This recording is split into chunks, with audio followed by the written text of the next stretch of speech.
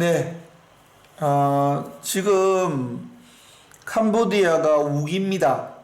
캄보디아는 6개월은 비가 내리지 않는 건기, 그리고 6개월은 비가 내리는 우기로 이렇게 나눌 수 있습니다. 그래서 11월에서 4월경까지는 비가 안 내립니다. 근데 이제 4월에는 비가 한번 이렇게 내리고 난 후에 이제 5월달, 6월달부터 비가 내리기 시작해서 8월달, 9월달이 비가 제일 많이 옵니다. 그리고 9월을 지나서 10월로 가면서 이제 비의 양이 줄어들면서 이제 11월부터 다시 건기가 시작되는데요. 혹시 여러분들 이번 영상이 이상한 소리가 좀 들릴 수도 있습니다. 지금 우기래 가지고 오늘 비가 많이 왔습니다. 그래서 깨구리들이 지금 합창을 하고 있습니다. 그래서 왱왱왱왱 하면서 이런 그런 소리가 들릴 수 있는데요. 그게 잡음이 아니고 개구리가 우는 소리라는 것을 참고해 주시기 바랍니다. 하나님의 말씀이라고 할 때에 하나님 말씀 안에는 율법도 있고 또 주의 증거도 있고 주의 계명도 있고 주의 명령도 있고 주의 법도 있고 주의 규례도 있고 여러 가지 다양한 말씀의 장르가 있습니다. 그래서 그 장르에 대해서 여러분들이 잘 이해하시고 성경을 읽어야지 여러분들이 헷갈리지 않을 수 있습니다. 그래서 조금 힘들지만은 이것을 저희들이 공부하는 것이 성경을 정확하게 이해하는 데에 큰 도움이 됩니다. 저희들 토라에 대해서 살펴보았습니다. 그래서 이 토라는 법이 아닙니다. 하나님이 어떤 분이신가를 보여주는, 하나님이 어떤 분이신가를 알려주는 법이죠. 그러니까 하나님이 어떻게 움직이시고 하나님은 어떤 분이신가, 그러니까 하나님이 이 법 안에서 사시는 분이지 않습니까? 그래서 하나님은 절대로 거짓말 하실 수가 없습니다. 왜냐하면은 하나님은 진리의 법 가운데에서 행하시는 분이시기 때문에 이 토라를 벗어나실 수가 없는 것입니다. 자, 그래서 이제 이 법에 대해서 계속 저희들이 볼 건데요. 이 하나님의 말씀에 대해서 기록해 놓은 책이 시편 119편입니다. 시편 119편은 하나님의 말씀이 어떠한가에 대해서, 하나님의 말씀의 종류에 대해서 이 하나님의 말씀을 찬양하는 시편이 119편입니다.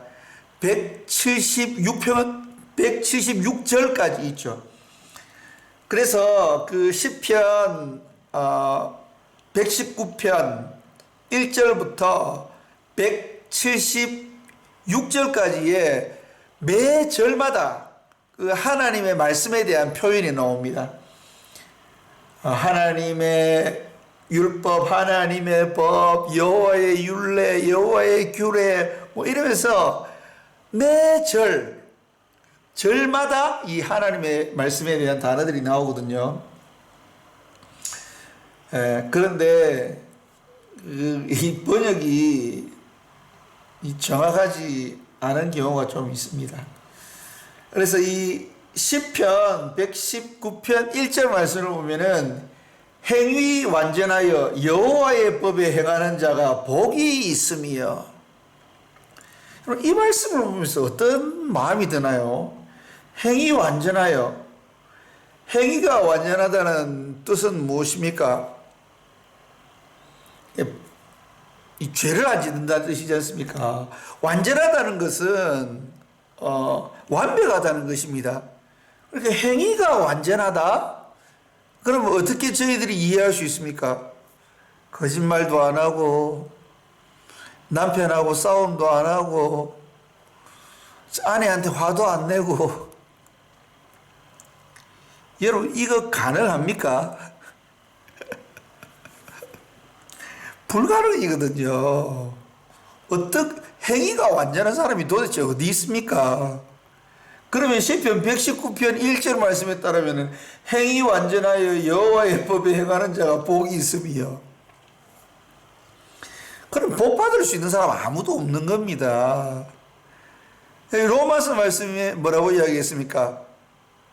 의인은 없나니 하나도 없다 라고 그렇게 기록되어 있지 않습니까? 그러면 이게 도대체 어떻게 되는 겁니까? 이게 지금 말씀이 정면으로 부딪히는 거지 않습니까? 그런데 이거 히브리어로 보면은 이 번역이 조금 잘못되어 있다는 것입니다. 아슈레이, 복이 있다는 뜻이거든요. 복이 있는 자라는 뜻입니다. 복이 있는 자들이다. 그럼 어떤 자들이 복이 있는 자들이냐? 바로 요 뒤에 있는 요 내용입니다, 여러분. 하홀레킴이라는 것은 걷는 자들이라는 뜻입니다.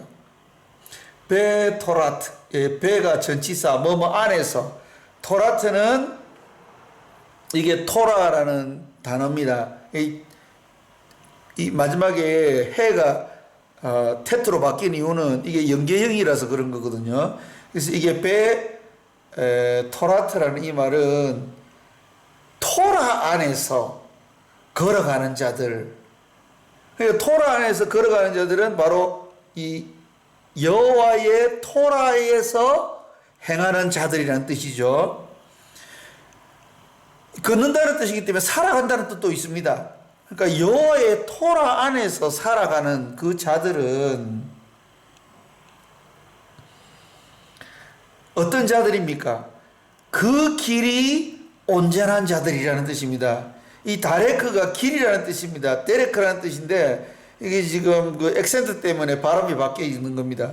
그래서 이 데레크, 그 길이 온전한 자들이라는 뜻입니다. 여기 완전하다는 이 단어가 바로 이 테미메이라는 뜻인데요. 이게 타밈이라는 형용사입니다. 온전하다는 뜻입니다. 티가 없다는 뜻입니다. 완벽하다는 뜻입니다. 완벽한 길에 거하는 축복된 사람들이라는 뜻입니다. 지금 이 세 개의 단어가 하나의 개념을 가고 있는데요. 길이 온전한 행복한 자들이다 라는 뜻이죠. 그러면은 이 삶이 온전해지려고 하면 어떻게 돼야 되는 겁니까? 여호와의 토라 안에서 살아가는 사람들이라는 거죠. 그러니까 하나님과 함께 동행하는 자는 정말로 그 길이 온전한 복 있는 사람들이다 라는 뜻이죠. 얼마나 성경적입니까, 여러분? 하나님으로 인해서 우리가 의로움을 얻었습니다. 우리가 흠이 많은 사람들이지 않습니까? 실수가 많습니다, 여러분. 예수 믿는다고 하지만 여전히 우리 가운데는 그 자아가 살아가지고 나의 욕심이 살아가지고 나를 힘들게 하지 않습니까, 여러분? 그렇기 때문에 행위가 완전한 사람은 없어요. 시편 119편 1절이 이게 참 부담스럽게 하는 겁니다, 이게. 근데 이 히브리어는 이런 뜻이 아닙니다, 여러분. 여호와 안에서 살아가는 자는 바로 그 길이 온전한 복 있는 사람이다. 왜냐하면은 하나님으로 인해서 그렇게 된다는 거죠.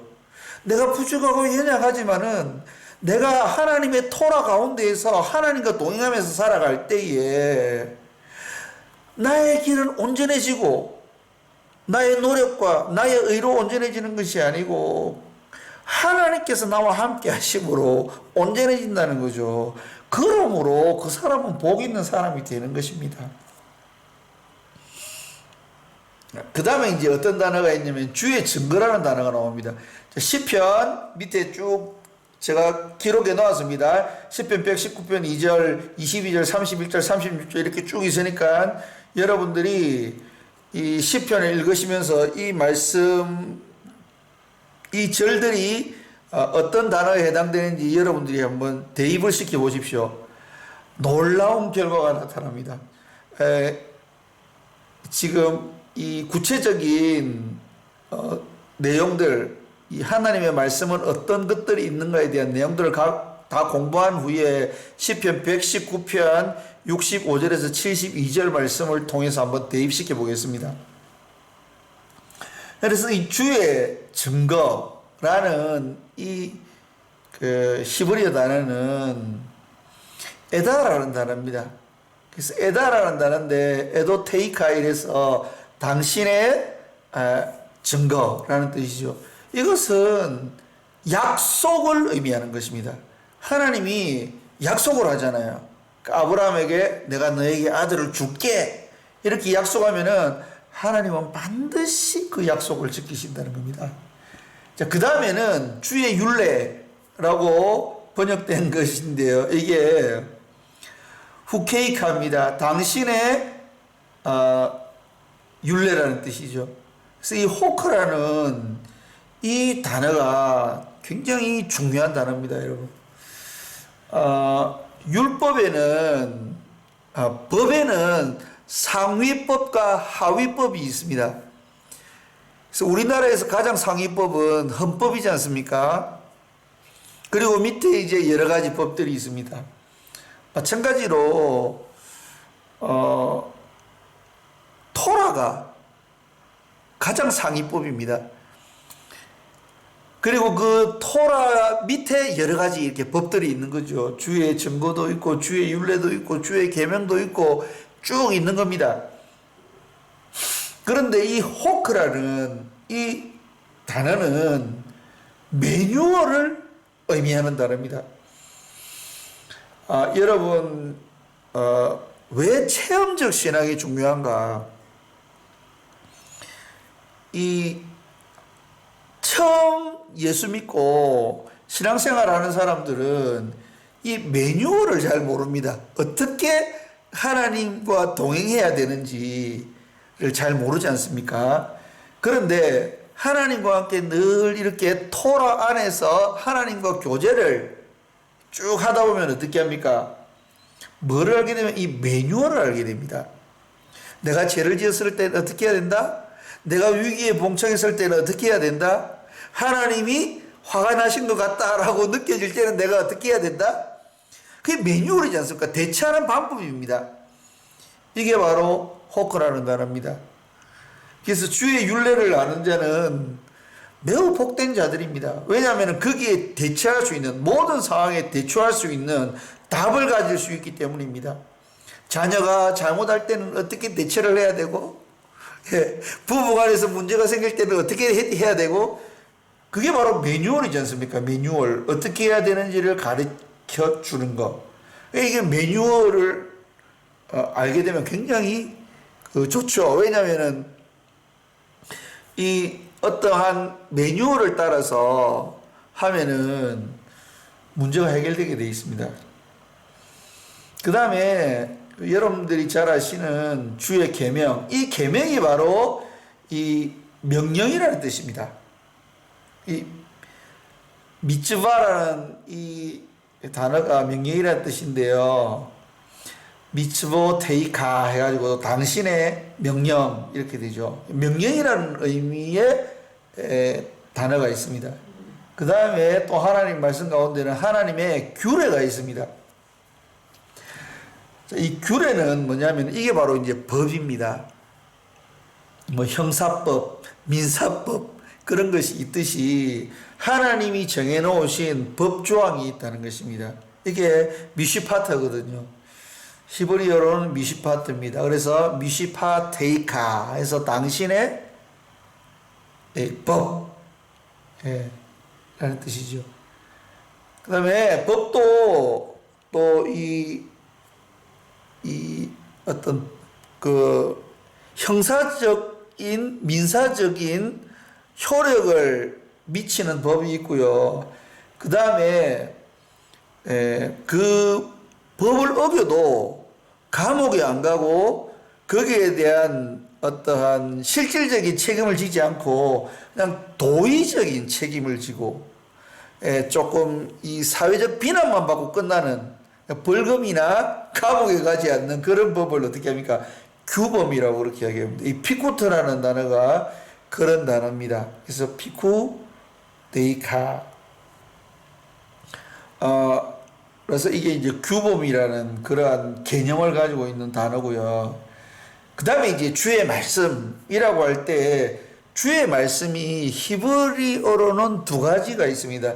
우리나라 말로 번역하면 그냥 주의 말씀입니다. 말씀으로 번역할 수밖에 없지만은 이게 어떤 개념을 가지냐면요. 이게 하나님이 이 말씀하셨다고 할 때 그 말씀 데바르라는 이 단어를 쓰면요. 하나님의 이름을 걸고 신적 권위를 가지고 이야기하시는 것입니다. 그렇기 때문에 이 말씀은 따르는 것이 좋습니다. 왜냐하면 하나님께서 하나님의 이름을 걸고 말씀하시는 것이기 때문에 중요한 말씀인 거죠. 그래서 하나님의 말씀이 누구누구에게 임했다라고 할 때는 무조건 이 데바르라는 단어를 히브리에서 쓰고 있다고 생각하시면 거의 99% 맞습니다. 그래서 여호와의 말씀이 요나에게 임하시니라, 여호와의 말씀이 에셀에게 임하시니라 그 할 때 바로 이 데바르라는 단어고요. 이 주의 말씀이 똑같은 주의 말씀이라는 우리나라 말로 번역될 수 있는 그 말 중에 하나가 임라라는 단어입니다. 이게 이제 가장 보편적으로 하나님이 말씀하신다는 거죠. 그러니까 하나님이 이 말씀하신다는 것은 때로는 하나님이 우리를 위로도 해주시지 않습니까? 하나님 말씀으로 우리가 넘어지고 자빠져 가지고 자기감이 들어서 주여 나는 왜 이 모양 이 꼬라집니까? 내가 하나님의 자녀로서 이렇게 살아서 되겠습니까? 하나님이 나를 이렇게 사랑해 주셨는데 나는 왜 이렇게 이 모양 이 꼬라집니까? 하면 하나님이 괜찮다. 네가 그 모양 그 꼬라지니까 내가 나의 아들을 보내어서 너를 구속한 거 아니냐 이렇게 이제 위로의 말씀을 해주시지 않습니까? 그리고 때때로 우리가 잘못할 때 너 왜 그랬어? 다음부터 그러지 마. 그렇게 책망하시는 말씀도 바로 이 임라입니다. 그래서 위에서 쭉 저희들이 이야기했던 그 법적 효력을 가지는 그런 단어들이라든지 또 하나님이 권위를 가지고 말씀하시는 단어라든지 명령하시는 단어를 그 위에서 공부한 그 모든 이 하나님의 말씀이라는 개념을 제외한 모든 말씀, 그 말씀이 바로 임라라는 이 단어입니다. 그래서 하나님은 말씀하시는 하나님이시죠. 왜냐하면 하나님은 살아계신 하나님이시기 때문에 하나님은 말씀을 하십니다. 그래서 저희들이 살펴보았는데요. 다시 한번 간단히 살펴보도록 하겠습니다. 자, 임라, 보편적인 하나님의 말씀. 그리고 데바르, 하나님의 이름을 걸고 신적인 권위를 가지고 하나님께서 말씀하시는 그 말씀이 데바르고요. 그 다음에 규정과 규범이 있습니다. 이스라엘 백성들이 하나님의 자녀로서의 하나님의 백성으로서 지켜야 할 규범, 규정들이 있습니다. 그리고 규례, 이게 이제 법조항들이죠. 안식일을 기억하여 거룩히 지켜라. 내 부모를 공경하라. 이런 거 이제 법조항들입니다. 그리고 명령, 주의 명령이 있죠. 이것을 하라 이렇게 명령하는데 규례와는 좀 다릅니다. 규례는 성문화되어 있는 것, 명령입니다. 성문화되어 있는 하나님의 명령이고요. 주의 계명은 하나님께서 이 성령님을 통해서 우리에게 명령하시는 그러한 명령들을 이야기하는 것이죠. 때때로 하나님이 규례를 통해서 또 우리에게 이야기하시기도 하고요. 그래서 이게 딱 구분할 수는 없지만은 그러나 이러한 개념들을 가지고 있다는 거죠. 그래서 이 언어는 개념을 담는 그릇이지 않습니까? 그렇기 때문에 말을 할 때 다르고 다르다고 이야기하지 않습니까?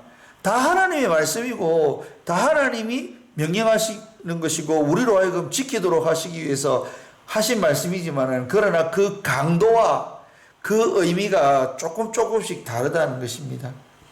그리고 이제 주의 율례, 이것은 호크라는 단어인데 이제 매뉴얼이죠. 이 매뉴얼. 그리고 주의 증거는 하나님이 하신 약속들을 이야기할 때에 예다라는 단어를 쓰게 됩니다. 그리고 가장 상위의 법, 그것이 토라이지요. 그래서 이 토라의 법이 모든 다른 법에 우선합니다.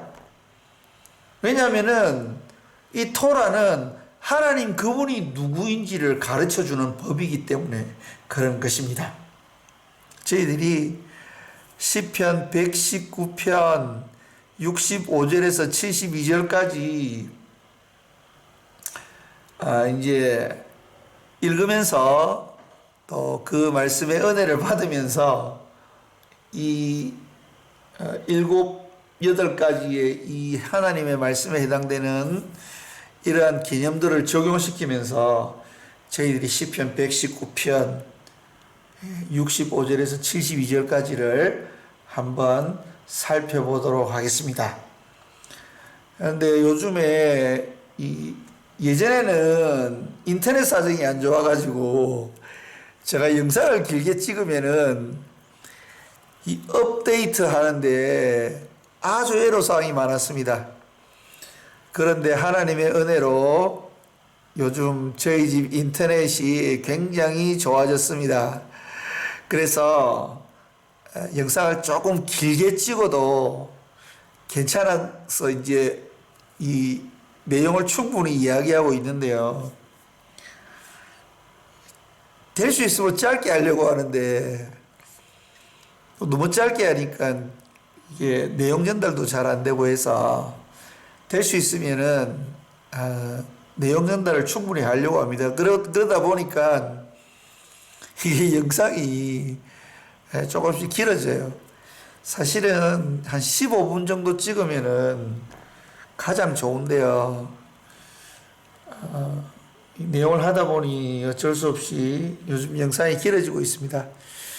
그래서 사실은 오늘 시편 119편 65절에서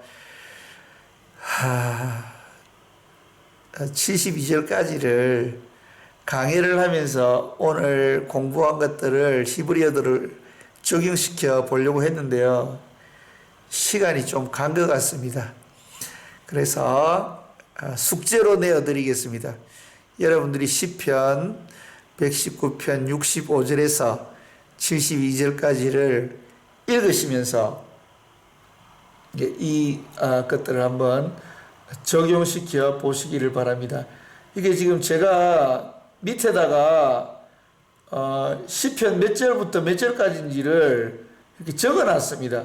율법 토라는 시편 119편 1절, 18절, 29절, 34절, 44절, 51절, 53절 여기에서 이야기하고 있는 율법이나 법이나 이게 꼭 율법이라고 번역되어 있지 않을 수도 있습니다. 법으로 번역될 수도 있고 이 율법이라고 번역될 수도 있고 명령이라고 번역될 수도 있지만은 제가 이렇게 밑에 적어놓은 성경 구절들은 이 히브리어에 해당되는 단어이기 때문에 여러분들이 한번 끼워 맞춰 보십시오.